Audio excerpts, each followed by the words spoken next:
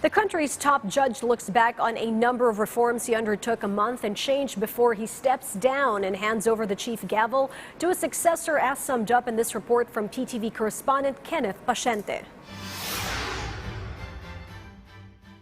With the month and change before he officially retires, outgoing Chief Justice Lucas Bersamin pointed out the things to cross out in his judiciary tasks or to-do list since he was named the nation's top judge. He takes pride in the implementation of his 4-point agenda. First in this agenda is the revision of the rules of court with the main goal of rendering procedural laws adaptive to the fast-moving technological developments. These include approving the guidelines on the use of video conferencing technology to allow the remote appearance and testimonies of prisoners doing time. There are many who are detained for big crimes like terrorism. It is costly to bring them to the courthouses, or it is risky.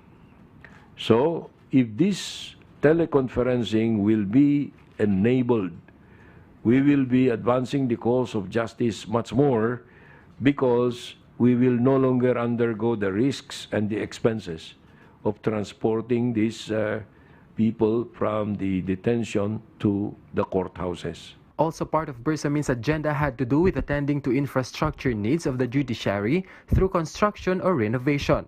Third on his agenda is enhancing access to justice by activating family courts through the appointment of presiding judges. And lastly is disciplining the ranks and members of the judiciary. Based on the data from the Office of the Court Administrator from January to June this year, they have recorded 21 judges fined and suspended, 94 lower court employees dismissed, while 8 SC personnel either fined or suspended. The same period, statistics from the Office of the Bar Confidant show that we have sanctioned 83 lawyers through disbarment, suspension from the practice of law, suspension from notarial practice, or both notarial practice and the practice of law, fined, reprimanded, admonished, warned, and censured them. Chief Justice Bersamin is set to retire on October 18. He still doesn't have plans on his next career move, whether to continue in the private sector or with government and public service. Kenneth Paciente for The Nation.